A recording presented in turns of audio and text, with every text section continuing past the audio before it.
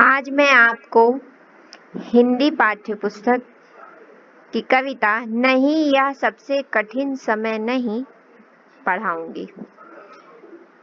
नहीं यह सबसे कठिन समय नहीं, अभी भी दबा है चिड़िया की चोंच में तिनका और वह उड़ने की तैयारी में है। अभी भी झरती हुई पत्ती थामने को बैठा है हाथ एक, अभी भी भीड़ है स्टेशन पर, अभी भी एक रेलगाड़ी जाती है गंतव्य तक।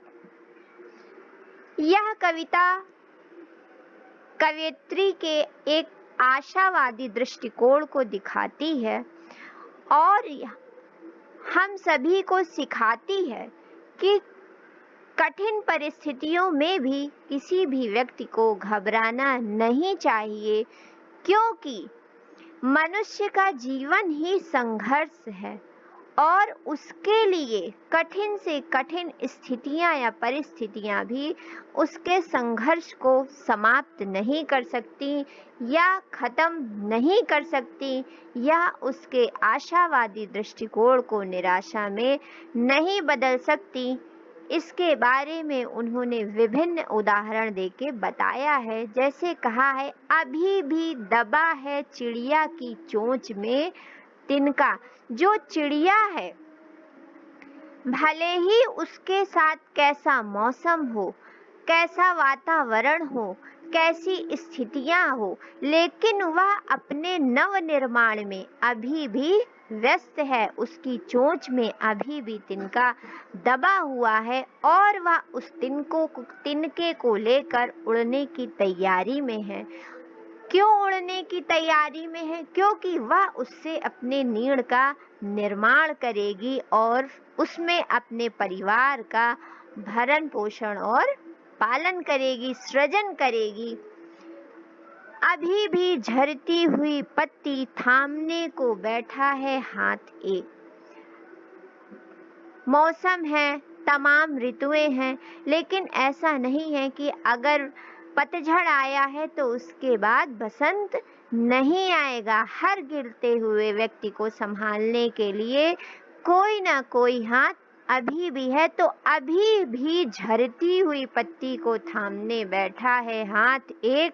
उस झरती हुई पत्ती को थामने के लिए, संभालने के लिए हाथ है।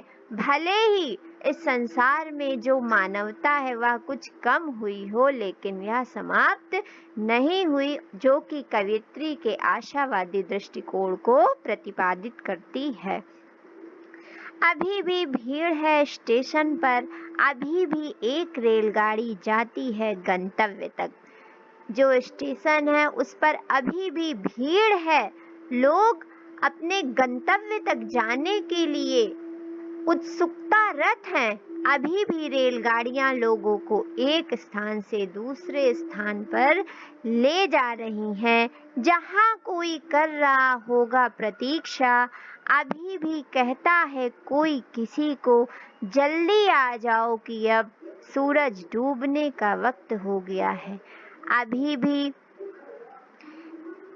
हर व्यक्ति अपने गए हुए लोगों को, किसी भी कार्य से लोग जा सकते हैं, जैसे कि वो नौकरी पेशा के हों, जैसे कि कोई बच्चा विद्यालय गया हो, किसी की माँ किसी काम पे गई हो, मतलब वह मनुष्य हो, पशु पक्षी हो, हर व्यक्ति का इंतजार करने वाले अभी भी हैं कि जल्दी से हमारे प्रियजन अपने घर आ जाएं, क्योंकि सूरज अस्ताचल को जा चुका है।